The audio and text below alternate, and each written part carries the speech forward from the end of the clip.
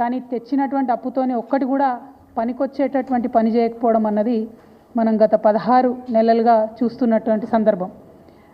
అంతేకాకుండా మన రాష్ట్రానికి సంబంధించినటువంటి గౌరవ ముఖ్యమంత్రి గారు నిన్నగాక మొన్న మాట్లాడినటువంటి మాటలు కూడా మనందరం కూడా చూసినాం. తెలంగాణ ఆత్మగౌరవాన్ని కించపరిచే విధంగా, నేను ఒక రాష్ట్ర ముఖ్యమంత్రిగా ఎక్కడికి పోతున్నా నన్ను చెప్పుల దొంగను చూసినట్టు చూస్తున్నారని అంత నీచమైనటువంటి మాటలు, నిజంగా అట్లాంటి మాటలు చెప్పాలంటే ఇబ్బంది అనిపించినా ఆయన నోటి నుండి అట్లాంటి మాటలు వినడం అన్నది తెలంగాణ ప్రజలకు అవమానం. అది సీఎం చైర్కి అన్నది పక్కన పెడితే మనది అన్ని రాష్ట్రాల్లాగా కాదు. మనం ఆత్మగౌరవంతో పోరాటం చేసి 60 ఏళ్ళు సాధించుకున్నటువంటి రాష్ట్రం. అటువంటి రాష్ట్రాన్ని ఎంత గౌరవప్రదంగా మనం కాపాడుకుంటే అంత బాగుంటుంది. కానీ తెలంగాణ ఆత్మగౌరవాన్ని కించపరిచే విధంగా ముఖ్యమంత్రి గారు మాట్లాడడం బాధాకరం. అయితే ముఖ్యమంత్రి గారి మాటల వెనకాల ఆక్రోశము, బాధ వేరే ఉన్నది. ఏంది వేరేది? మొన్ననే మనం చూసినాం, 400 ఎకరాలు కంచగచ్చిబౌలి భూముల్ని కుదోబెట్టి 10,000 కోట్ల రూపాయలను అప్పుగా తీసుకొని రావడం జరిగింది. యావత్ ప్రపంచం ముందు తెలంగాణ పరువు తీసినటువంటి ఉదంతాన్ని కూడా చూసినాం. అక్కడ ఉన్నటువంటి నెమళ్లను, చెట్లను అన్నిటినీ నాశనం చేస్తే ప్రపంచవ్యాప్తంగా ఉన్న పర్యావరణవేత్తలందరూ కూడా బాధపడ్డ విషయం చూసినాం. మరి ఎందుకంత పట్టుదల? ఎందుకు ఆ భూములు అమ్మాలి? ఎందుకు 10,000 కోట్లు తెచ్చుకోవాలి అంటే ముఖ్యమంత్రి గారు కంప్లీట్గా ఆలోచన ఏంటంటే, తెలంగాణ రాష్ట్రంలో TSIICలో, ఇదివరకు TSIIC అన్నాము, ఇప్పుడు వాళ్ళు TGIIC అంటున్నారు, ఇండస్ట్రియల్ ఇన్ఫ్రాస్ట్రక్చర్ డెవలప్మెంట్ కార్పొరేషన్లో 1,75,000 ఎకరాల పైచిలకు భూమి కేసీఆర్ గారు జమ చేసి పెట్టిండ్రు. కేవలం హైదరాబాద్లో కాదు, జిల్లాలలో ఉన్నటువంటి అన్ని కేంద్రాలలో కూడా ఫ్యూచర్లో ఇండస్ట్రియల్ ఎక్స్పాన్షన్ కోసం అని చెప్పి TSIICని ఒక స్ట్రాంగ్ పవర్ఫుల్ ఎంటిటీగా తయారు చేసి పెట్టిండ్రు. ఇవాళ రేవంత్ రెడ్డి గారి కుట్ర ఏంటంటే ఆ భూములన్నింటినీ కూడా కుదవబెట్టాలి. కంచెగచ్చిబౌలి శాంపుల్ మాత్రమే 1,75,000 ఎకరాల తెలంగాణ వ్యాప్తంగా ఉన్న భూముల్ని కుదవబెట్టడానికి ఒక మంచి కుట్రపూరితమైనటువంటి స్కెచ్ రేవంత్ రెడ్డి గారు తయారు చేసుకున్నారు. మరి తయారు చేసుకున్నారు, కానీ ఆ విషయాన్ని ప్రజల నుంచి దాచిపెట్టాలనేటటువంటి ప్రయత్నం చేస్తున్నారు. మీ అందరికి కూడా తెలుసు, నా దగ్గర నిర్దిష్టమైనటువంటి ఆధారాలు లేకపోతే నేను మాట్లాడను. ఇవాళ నా చేతిలో ప్రభుత్వం ఇచ్చినటువంటి జీవో నంబర్ 12 ఉన్నది. GO number 12. ఈ జీవో ఏప్రిల్ 11వ తారీఖున ఇచ్చిరు ఈ సంవత్సరంలో. కానీ ఇది మీకు ఎక్కడ ప్రభుత్వ వెబ్సైట్లో కనబడదు, ఇండస్ట్రియల్ ఇన్ఫ్రాస్ట్రక్చర్ కార్పొరేషన్ వెబ్సైట్లో కనబడదు, ఎక్కడ కూడా కనబడదు. ఎందుకు ఇంత రహస్యం? ఎందుకోసం దాచిపెట్టినరు? ఏమున్నది ఈ జీవోలా? ఇది చెప్పడానికే నేను ఇవాళ తెలంగాణ ప్రజల ముందుకు రావడం జరిగింది.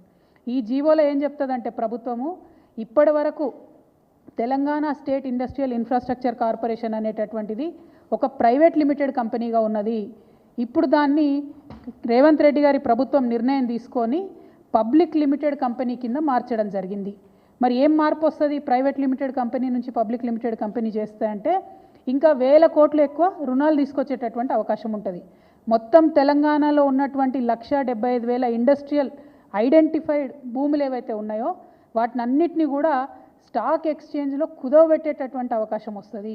అందుకోసమే ప్రైవేట్ లిమిటెడ్ కంపెనీ ఉన్నటువంటి TSIICని ఇలా పబ్లిక్ లిమిటెడ్ కంపెనీగా రేవంత్ రెడ్డి గారు మార్చడం జరిగింది. మార్చడంతోనే దీంట్లో ఏమొచ్చింది, ఇదే జీవోలో చెప్తారు.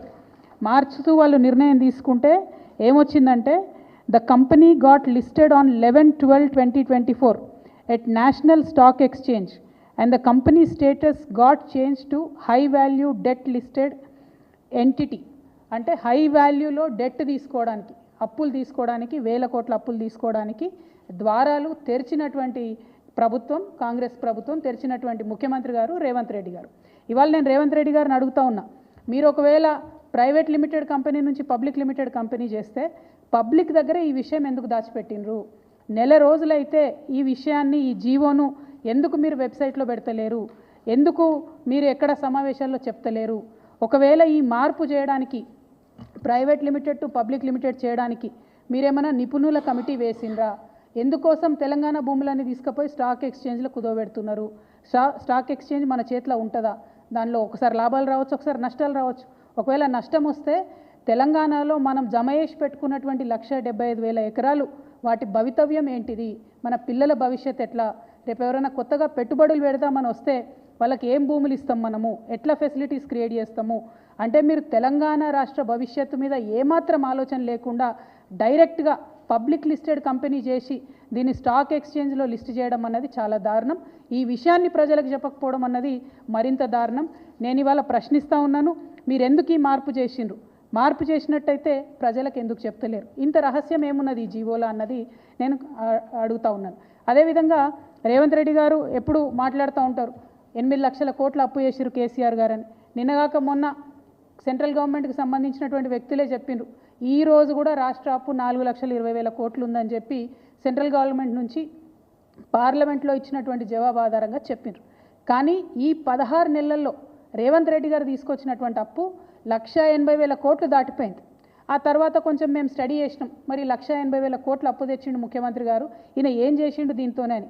ఒక ప్రాజెక్టు కట్టలేదు, పూర్తిగా రైతు భరోసా ఇవ్వలేదు, పూర్తిగా రైతు బీమా ఇవ్వలేదు, పూర్తిగా రుణమాఫీ చేయలేదు, ఒక పెన్షన్ పెంచలేదు, తులం బంగారం ఇవ్వలేదు, మహాలక్ష్మి పథకం పెట్టలేదు, ఆడపిల్లలకు స్కీమ్ ఇవ్వలేదు, ఏమి ఇవ్వలేదు. కానీ తెచ్చిన 1,80,000 కోట్లు మాత్రం ఆరత కర్పూరం కరిగిపోయినట్టు కరిగిపోయినాయి.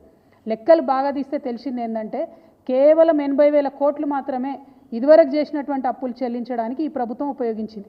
ఇంకా 1,00,000 కోట్లు ఎక్కడికి పోయినాయి? మరి ఆ జవాబు చెప్పాల్సినటువంటి అవసరం ప్రజలకు ఉంది. ఇవాళ నేను డెఫినెట్గా ఆధారాలతో ఆరోపణ చేస్తూ ఉన్నాను, 1,00,000 కోట్ల రూపాయలు రేవంత్ రెడ్డి గారు పెద్ద కాంట్రాక్టర్లకు పేమెంట్లు చేసిండ్రు. ఒక తట్టెడు మట్టి కూడా ఎత్తిపోయకుండా 1,00,000 కోట్ల రూపాయలను కాంట్రాక్టర్లకు పేమెంట్ చేసిర్రు. ఇక కాంగ్రెస్ సర్కార్ విషయం మీ అందరికీ తెలిసిందే, వాళ్ళు 20% సర్కార్ కమిషన్ కాబట్టి 20% కమిషన్ సర్కార్ కాబట్టి అందులో 20,000 కోట్లు డైరెక్ట్గా రేవంత్ రెడ్డి గారి సొంత ఖజానాకు పోయిందని ఇవాళ నేను ఆరోపణ చేస్తూ ఉన్నాను. ఇది తప్పైతే ప్రభుత్వం తరఫు నుండి శ్వేతపత్రం రిలీజ్ చేయండి. మీరు 1,00,000 కోట్లు ఏం చేసిండ్రో చెప్పండి. 80,000 కోట్లు మీరు డెట్ పే చేసినట్టు మొన్న బడ్జెట్లో ఇచ్చినటువంటి డాక్యుమెంట్స్ ద్వారా తెలిసింది. కానీ ఇంకా ఎందుకు అప్పు తెస్తున్నారు? తెస్తుంటే దానికి ప్రణాళిక ఎక్కడ ఉంది? ఏం ప్రాజెక్టు కట్టిండ్రు? ఇవాళ నేను కాదు, గ్రామాలలో ఉన్నటువంటి ప్రజలు బాధపడుతున్నారు. పల్లె ప్రగతి మొత్తం పడకేసింది.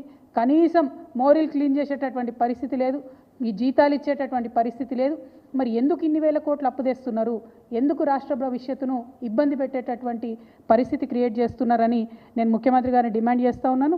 ప్రభుత్వం ఖచ్చితంగా శ్వేతపత్రం ఇవ్వాలని కూడా డిమాండ్ చేస్తూ, మరి తెలంగాణ రాష్ట్ర గౌరవాన్ని ఒక పక్క తాకట్టు పెడుతున్నారు, అవమానపరుస్తున్నారు. ఇంకొక పక్క తెలంగాణ బిడ్డల భవిష్యత్తును కూడా నేషనల్ స్టాక్ ఎక్స్చేంజ్లో మీరు తాకట్టు పెడుతున్నారు. దీన్ని మేము తీవ్రంగా ఖండిస్తున్నాం. ఒకవేళ మీరు ప్రైవేట్ లిమిటెడ్ కంపెనీ నుండి పబ్లిక్ లిమిటెడ్ కంపెనీని చేయడంలో నిపుణుల యొక్క సూచనలు లేకపోతే ఈ నిర్ణయాన్ని వెనక్కి తీసుకోవాలని కూడా ఈ సందర్భంగా నేను ప్రభుత్వాన్ని డిమాండ్ చేస్తున్నాను. సరైనటువంటి రీసెర్చ్ చేసిన తర్వాతనే ఇట్లాంటి మార్పులు జరగాలి, అది కూడా ప్రజల నాలెడ్జ్లో ఉండి జరగాలని చెప్పి నేను ప్రభుత్వాన్ని డిమాండ్ చేస్తూ ఉన్నాను. Thank you. జై తెలంగాణ. ఎవరికి ఇస్తారే? వాళ్ళ సొంత మంత్రి గారు ఉన్నారు, వారికి ఒక పెద్ద కంపెనీ ఉన్నది, ఇంకొక మెగా కంపెనీ ఉన్నది. అట్లాంటి వాళ్ళకి తప్ప ఎవరికి ఇస్తారు? సర్పంచ్లకు బిల్లులు ఇస్తలేరు, ఎక్కడా కూడా పెండింగ్ పనులు గ్రామాలలో చేస్తలేరు. కేసీఆర్ గారు ఇచ్చినటువంటి రోడ్ ప్రాజెక్టులు కావచ్చు, చెరువు పూడిక తీసేటటువంటి కార్యక్రమాలు కావచ్చు, వాటిని అన్నింటినీ కూడా యునానిమస్గా క్యాన్సిల్ చేసిండ్రు. ఈ 16 నెలల్లో ఎక్కడన్నా ఒక చెరువునన్నా మట్టి తీసిండ్రా? ఎక్కడన్నా ఒక చిన్న తట్టెడు మట్టి ఎత్తి పోసిండ్రా? అది ప్రజల దృష్టిలో ఉన్నది. సో వీళ్ళు ఎంతసేపు ఏంటంటే పెద్దోళ్ళకి 1,00,000 కోట్లు ఇవ్వాలి, దానిలోకి 20% కమిషన్ తీసుకోవాలి. ఈ ఎజెండా మీద ప్రభుత్వం నడుస్తున్నట్టుగా తెలుస్తోంది.